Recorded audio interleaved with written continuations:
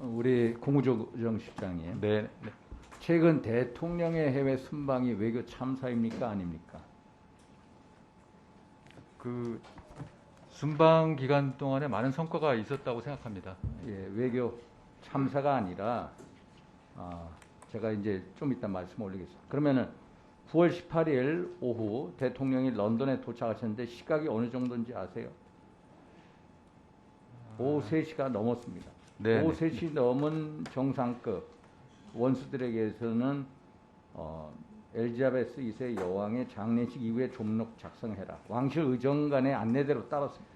네, 3시 반에 정확하게 3시 반에 도착했기 3시 반 때문에 도착하셨죠. 네, 3시 예, 3시 이후에 반입니다. 예. 그 의전대로 따른 나라가 그 EU 집행위원장 하는 폰덴라이어, 그렇죠? 또 그리스 대통령, 오스트리아 대통령, 또 이집트 총리, 파키스탄 총리, 모나코 공항이 다 그렇게 했습니다. 그런 나라들에서 외교 참사라고 그럽니까?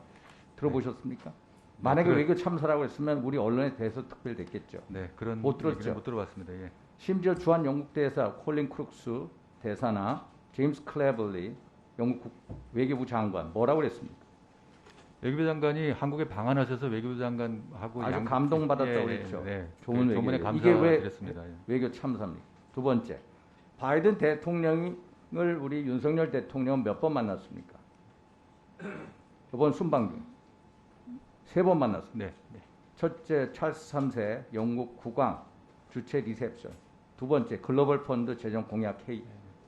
그 셋째, 바이든 대통령 주최 리셉션. 3번 만났습니다. 이번 유엔 총회에 몇 개국이 참가했습니까? 원수급들이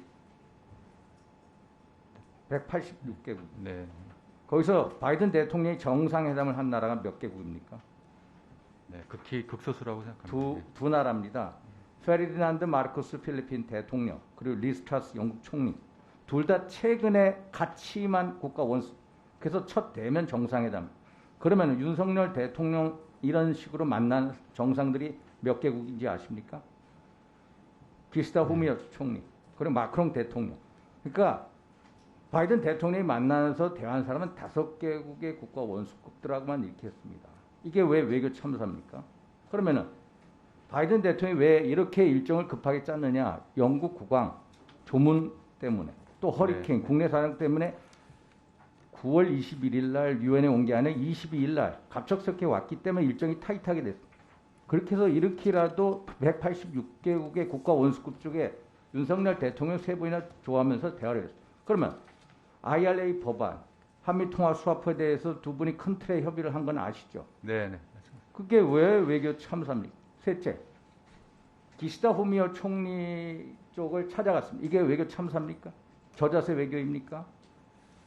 그 회의장에서 만나신 걸로 알고 있습니다. 네. 그 제가 알기로는 뭐 그 CTBT, 뭐 그 Comprehensive Test Ban Treaty라고 해가지고 포괄적 핵실험 금지 조약 회의하는 장소를 찾아갔어요. 30분 동안 만났습니다. 그러면 왜 윤석열 대통령이 기시다 후미오 총리를 찾아갔습니까? 한일 관계를 이렇게 만든 장본이 누구입니까? 왜 이렇게 한일 관계가 이렇게 됐습니까? 2018년 10월 대법원의 어떤 개인의 그 강제징용 손해배상 청구권을 인정하는 판결 이후에 일본 정부가 아베 정부가 계속해서 문재인 정부에다가 외교적 협의를 하자, 중재국 회의를 하자 다 걷어차서 그런 거 아닙니까? 그래서 일본 정부가 대한반도 수출 규제를 했죠. 그러면 수출 규제를 한 역사 문제를 경제 문제로 비화시킨 일본도 문제가 있지만은 계속 국내 정치에 이용한 문재인 정부도 문제가 있다. 그래서 우리 의뢰 의체 내보낸 거 아닙니까? 그래서 윤석열 대통령 진정성을 가지고 한일 관계를 정상시키려고 했고 또 어제 기시다 후미의 그 임시 그 국회 연설 보셨습니까? 1월 달 회의에서는 기시다 후미오가 뭐라고 그랬냐면은 한국 정부에 대해서 일본의 일관된 입장을 강력히 요구하겠다고 했다가 어제는 뭐라 했냐면 한국은 협력해야 할 중요한 이웃 나라하고 긴밀히 소통하겠다. 이렇게 입장 변화, 180도 입장 변화를 가져왔습니다. 이게 외교 참사입니까? 외교 승리입니까? 네, 그동안 한일 관계 외교 참사입니까 이게? 아니죠. 한일 관계 정상화를 위해서 그 일련의 노력을 외교적인 승리다.